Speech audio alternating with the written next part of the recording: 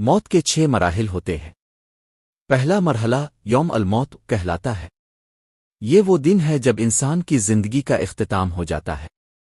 اس دن اللہ تعالیٰ فرشتوں کو حکم دیتا ہے کہ وہ زمین پر جائیں اور انسان کی روح قبض کریں تاکہ اسے اپنے رب سے ملاقات کے لیے تیار کیا جا سکے۔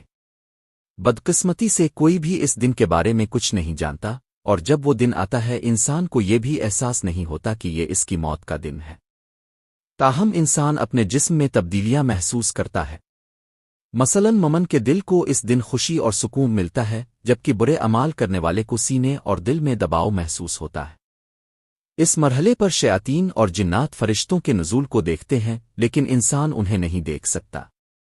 قرآن کریم میں اس مرحلے کا ذکر یوں کیا گیا ہے، اور اس دن سے ڈرو جس دن تم اللہ کی طرف لوٹائے جاؤ گے، پھر ہر جان کو اس کے کیے کا پورا بدلہ دیا جائے گا۔ سورت البقرۃ 281۔ دوسرا مرحلہ روح کا تدریجی طور پر نکلنا۔ یہ مرحلہ پاؤں کے تلووں سے شروع ہوتا ہے۔ روح آہستہ آہستہ اوپر کی طرف بڑھتی ہے، ٹنگوں گھٹنوں پیٹ ناف اور سینے سے گزرتی ہے، یہاں تک کہ وہ ایک مقام پر پہنچتی ہے جسے ترقی کہا جاتا ہے۔ اس مقام پر انسان تھکن اور چکر محسوس کرتا ہے اور کھڑا ہونے کے قابل نہیں رہتا۔ اس کی جسمانی طاقت ختم ہو جاتی ہے، لیکن وہ اب بھی نہیں سمجھ پاتا کہ اس کی روح جسم سے نکل رہی ہے۔ تیسرا مرحلہ ترقی کا مرحلہ۔ قرآن کریم میں اس کا ذکر یوں آیا ہے، ہرگز نہیں جب روح حلق تک پہنچ جائے گی اور کہا جائے گا کون جھاڑ پھونک کرے گا، اور وہ سمجھے گا کہ یہ جدائی کا وقت ہے، اور ایک پنڈلی دوسری پنڈلی سے لپٹ جائے گی۔ سورت القام 26-29۔ ترقی حلق کے نیچے کے 2 ہڈیوں کو کہا جاتا ہے جو کندھوں تک پھیلتی ہے۔ ویکنلے میں ناراق کا مطلب ہے کہ کون روح کو لے کر جائے گا۔ یہ وہ وقت ہوتا ہے جب لوگ ڈاکٹر ایمبولینس بلانے قرآن پڑھنے کی بات کرتے ہیں، لیکن انسان ابھی بھی زندگی کی امید رکھتا ہے۔ وے ازنوے اے نیا الفنر آقا کا مطلب ہے کہ انسان کو موت کے قریب ہونے کا احساس ہوتا ہے، لیکن وہ اب بھی بقا کی کوشش کرتا ہے۔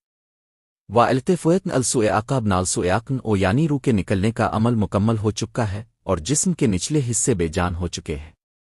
چوتھا مرحلہ حلقوم کا مرحلہ۔ یہ موت کا آخری مرحلہ ہے جو انسان کے لیے انتہائی مشکل ہوتا ہے، کیونکہ اس کے سامنے پردے ہٹ جاتے ہیں اور وہ اپنے ارد گرد موجود فرشتوں کو دیکھتا ہے۔ یہاں سے انسان آخرت کو دیکھنا شروع کرتا ہے۔ ہم نے تمہاری آنکھوں سے پردہ ہٹا دیا، آج تمہاری نظر تیز ہے۔ سورت قاف 22۔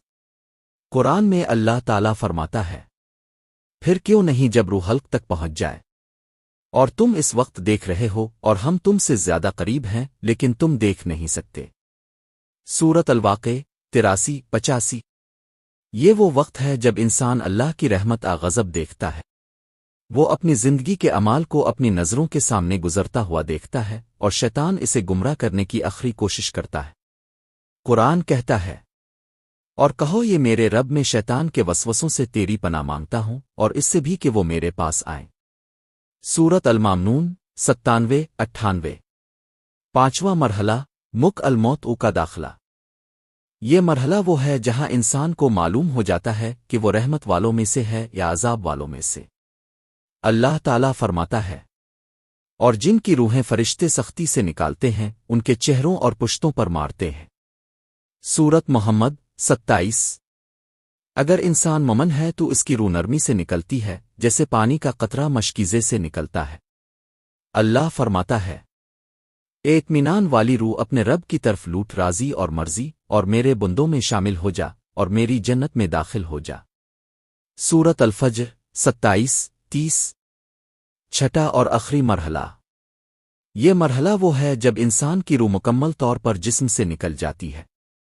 اگر وہ گناہگار ہے تو کہتا ہے، اے میرے رب مجھے واپس بھیج دے تاکہ میں نیک عمل کر سکوں، لیکن اللہ فرماتا ہے، ہرگز نہیں، یہ صرف ایک بات ہے جو وہ کہہ رہا ہے، اور ان کے پیچھے ایک پردہ ہے قیامت کے دن تک۔